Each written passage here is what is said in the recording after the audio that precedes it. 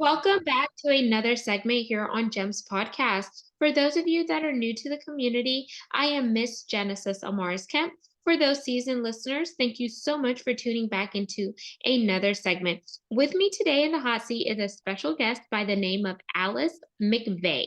And let me tell you a little bit more about Alice. She is a prize-winning novelist and has had contemporary fiction published by Orion and Hachette, speculative fiction published by Unbound and prize-winning Jane Austenesque, fiction published by Warleigh Hall Press.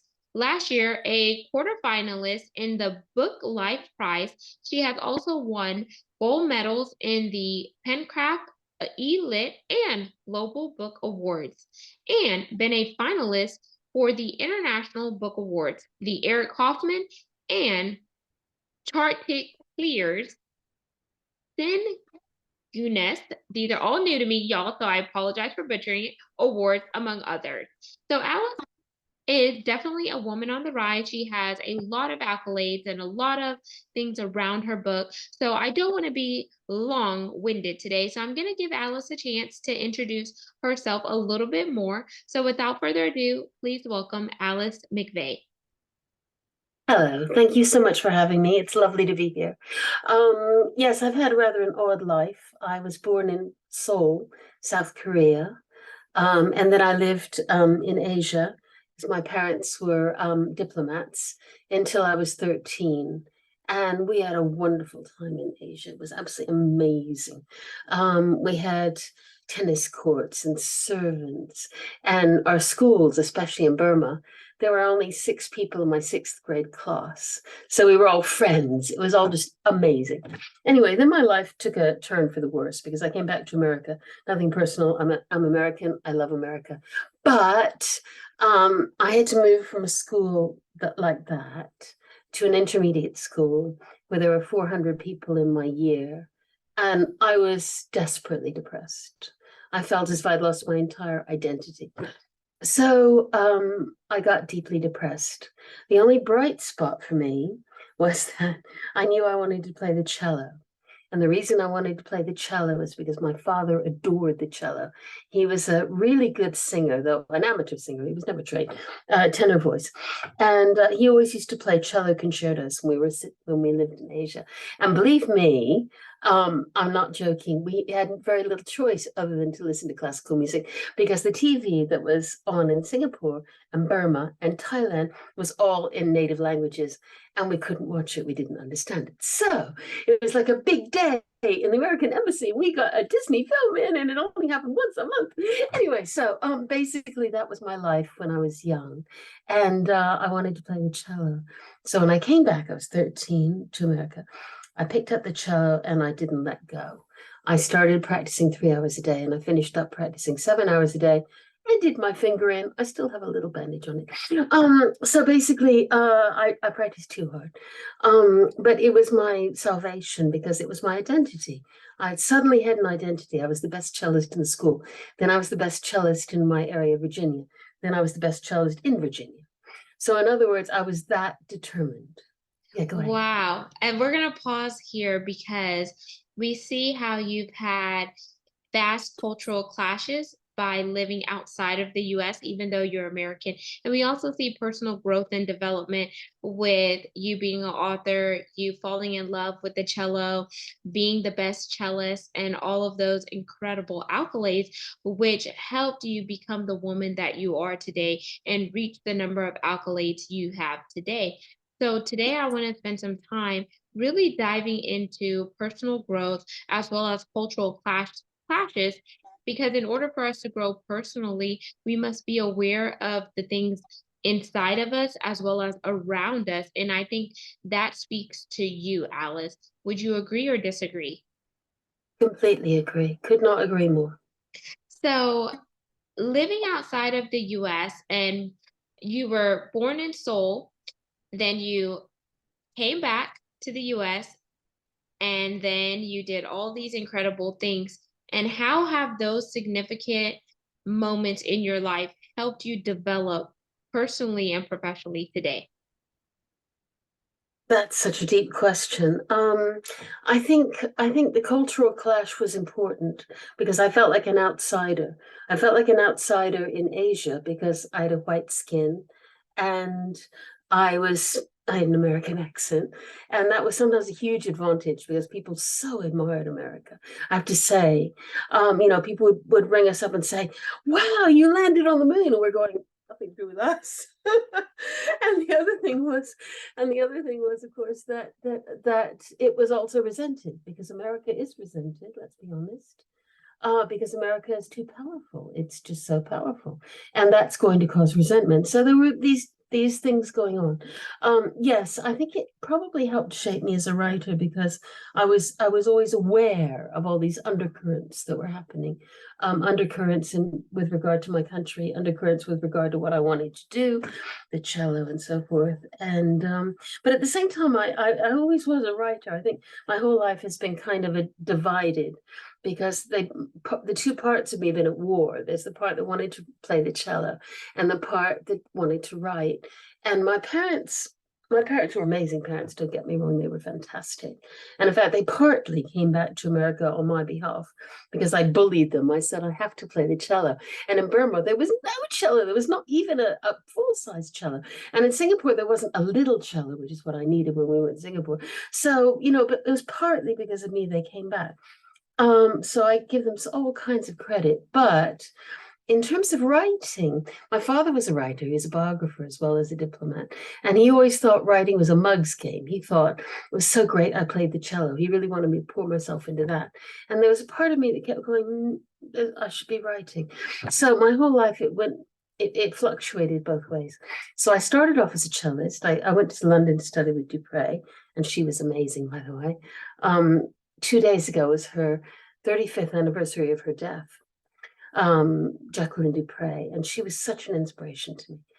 So I came to London to study with Dupre. Then I got married. I fell in love. I got married, and my parents are going, "What? You getting to stay there?" And I'm going, "Yes, I'm going to stay there." So I have, and that worked out really well. Except, as I said to you, we had a really rough time when I couldn't get pregnant, and nobody knew why. But anyway, so the two parts of me, the writing part of me and the cello part of me, the two creative parts of me were always, I couldn't do them both at once. I couldn't travel around the world with the Royal Philharmonic, which I did do for 10 years, and still write, you see, and I couldn't write and travel around the world. It was just everything. It's always been slightly out of kilter. So I think there were always these two things struggling inside of me. There's a part of me, as a part of you, as a part of every creative person, that's struggling for self-expression. And that part of me didn't reconcile itself completely until quite recently, surprisingly. And let's pause there because you said a whole lot there that the audience is going to take apart and digest it because there was two parts of you, the writing part and the cellist part, and you love them both, but you mentioned that you couldn't do them at the same time. So my question to the audience is, how many of you are out there going through a power struggle where half of you wants to do something and the other half wants to do something else? And what is it going to take for you to intertwine the both of them? Because from the outside looking in, Alice, and from what I'm hearing, I wonder if now that you know what you know, if you can write music for other cellists to play, since you are a writer and you also love the cellist, maybe you can compose something. That's just a wild card thought there.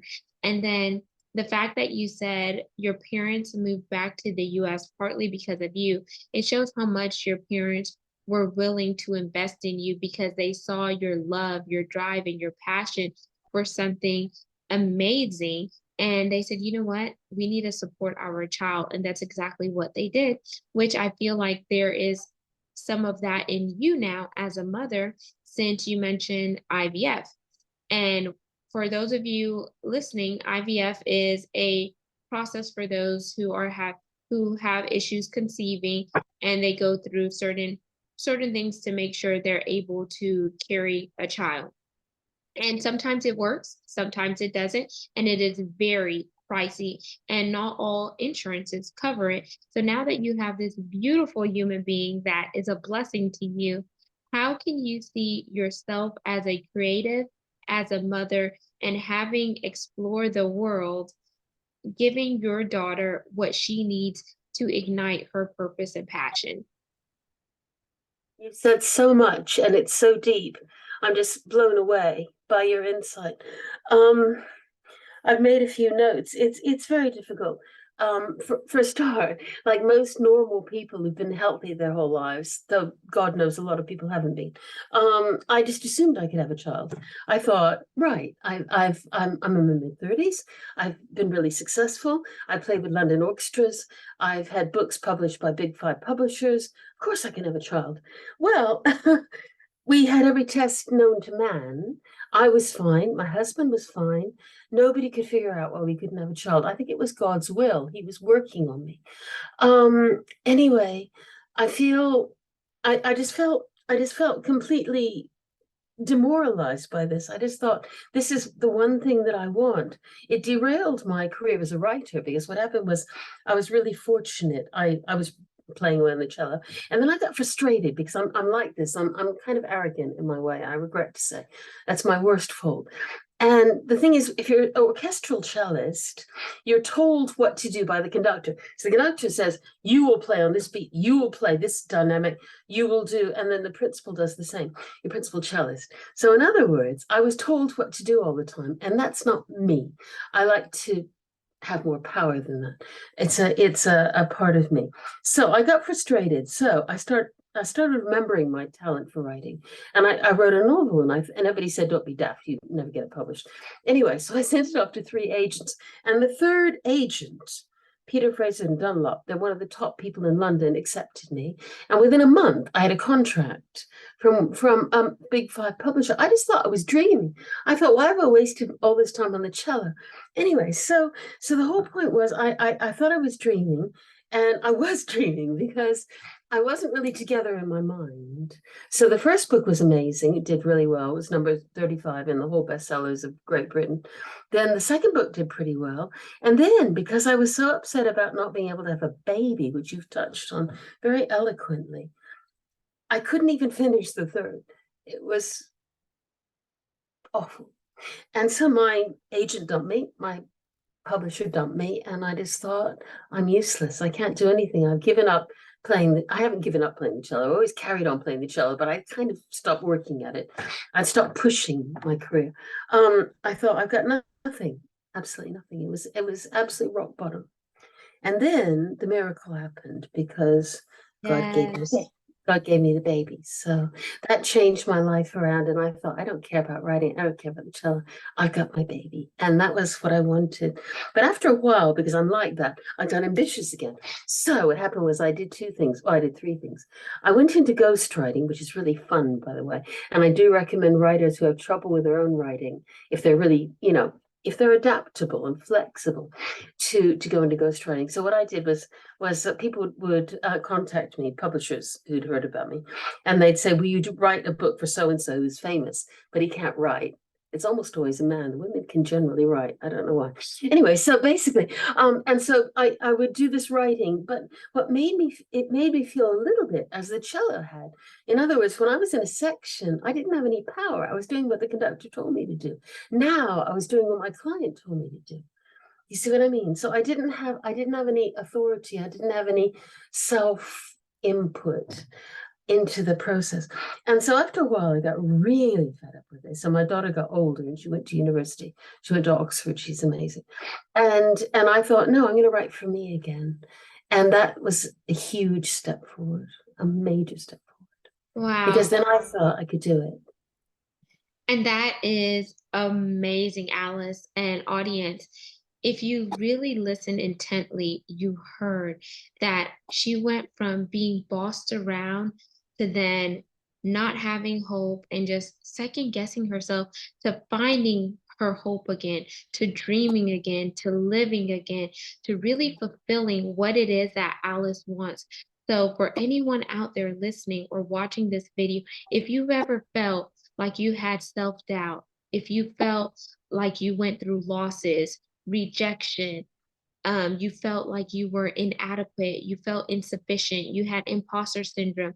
Once you take time to step back and reset, then you will find your why again. And once you find your why, you're going to be ready to launch out deep. You're going to be ready to step outside of the box and really start living again, dreaming again, not just surviving, but thriving, flourishing, and etc. And sometimes we have to go through those L's, which I like to say losses, in order for the wins to happen, the big W. So Alice, her win, her daughter, her win, her books, her accolades, and becoming so happy with what she's doing now that she is now in the driver's seat and no longer in the passenger seat. So we're going to pause on this note here, Alice, and we're going to jump in to the connection part of the segment where the audience gets to know you a little bit more, because we didn't do it in the beginning because I wanted to do something different with you this time around. So there's two options here, Alice. We could do either the rapid fire 10 question game, emphasis on rapid, or we can do an icebreaker that kind of summarizes everything and puts a pretty bow on the present. Then we'll do your call to action. So what are you in the mood for? Rapid fire or breaking the ice in the summary form? I'm a rapid person, so I'm going to go rapid. Okie dokie. We're playing rapid fire with Alice and Genesis. Do do do do do do. Question number 1. What's one word that describes you? Crazy. Question number 2. Favorite color? Purple. Question number 3. What is your drink of choice? Coffee, tea, or something else? Coffee. Question number 4. What's one quote that you live by?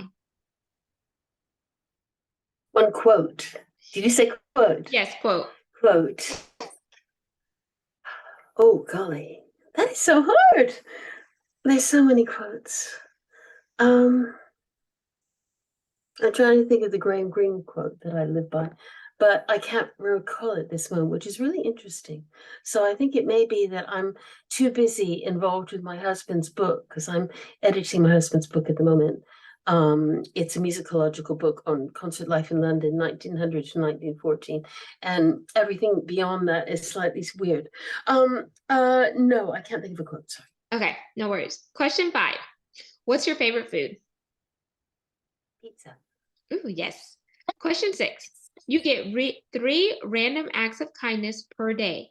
What are your 3 for today? Well, I've got a friend going through radiotherapy, and I contacted her today. I've got a friend who was bereaved recently, and I contacted her today. But I still feel guilty. I haven't contacted my brother, who's facing an operation today. So I need to do that tomorrow. So. Amazing. 7. As a mom, what's one piece of advice you would give to a new mom or a seasoned mom? This is such a good question. I would say 2 pieces of advice. I was an older mother. I was 39 when I had my daughter, and I'd waited so long to have my daughter. And 2 things I think I could have done better. One, I think I could have been kinder to myself. I was always beating up on myself because I just thought I was impatient. I was not, it's difficult to be a mom. It's so hard to be a mom. And I wish I'd been kinder to myself. But most of all, I wish I'd been more honest with my daughter.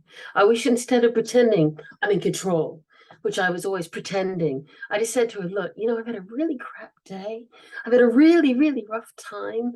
The rehearsal did not go well. My writing was rubbish. I wish I'd been more honest with her. And now she's older, I can be completely honest with her. And that's such a gift.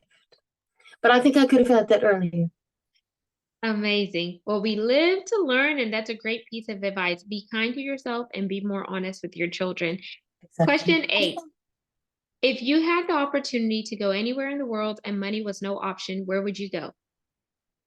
Okay, that's easy because my husband has taken me most places and I've been most places, but I want to go to New Zealand because I love Lord of the Rings and it was filmed there. And my husband goes, it's just like Wales. It's green, it's beautiful, it's hilly, it has sheep. He won't go. So that's where I'm going. Question 9.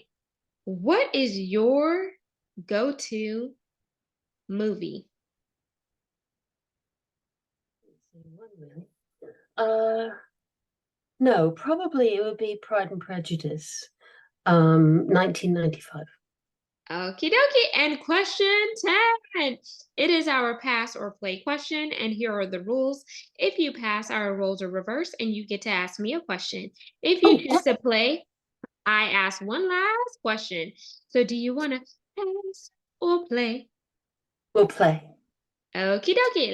So I get to ask you a question. Oh, that's pass. You want to pass Oh, then? sorry. Yeah, I'll pass. Yeah. Okay. What's your question? I think you're incredibly mature for your age. I can't believe it. You're like younger than my daughter. I'd like to know at what age you realized who you really were. Okie dokie. So that's a loaded question. It's a loaded question. I'm 31 now, Wow. and I thought you were about 25. I'm 31 now, just turned 31 in August, and I think I really realized who I was in high school after being victimized by bullying. And that's when I went on a spiral downward effect.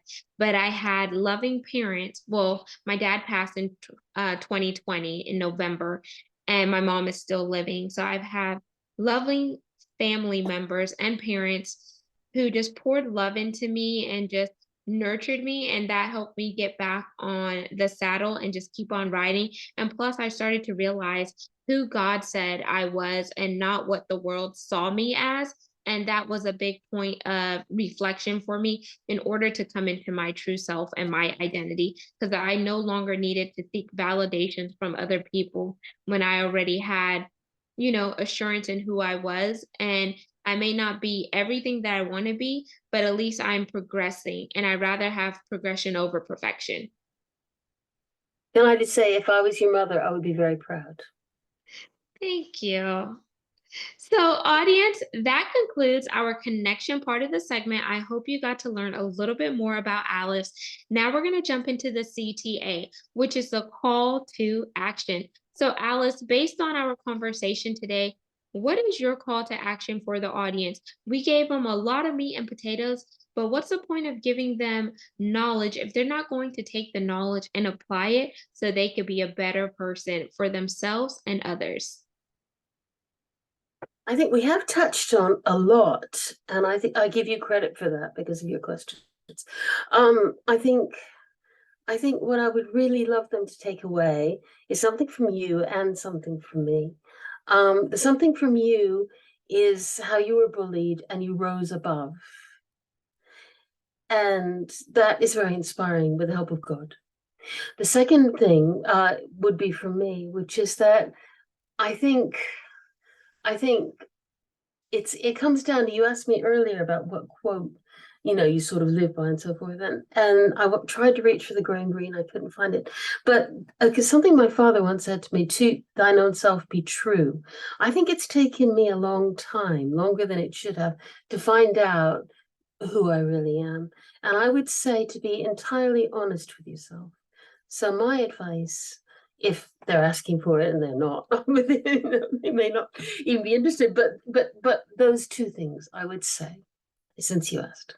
Amazing. And now tell our audience how they could connect with you. Plug your website, and I'm sure your social platforms are backlinked on your website, right? Yes, yes. My website is Alice McVeigh, which is MCVEIGH.com. And all of my links are there if anyone's interested. My books are very different, which is kind of a problem in a way. I started off writing literary fiction, then I wrote a speculative thriller, which has got language in it, I must warn people. And now I'm writing Jane Austenesque fiction, which is historical fiction, more or less like Jane Austen. Well, according to the major reviewers, it's very like Jane Austen. So if you like historical fiction, that's what I'm doing at the moment. But basically, Just a privilege to be here, and thank you so much for asking me.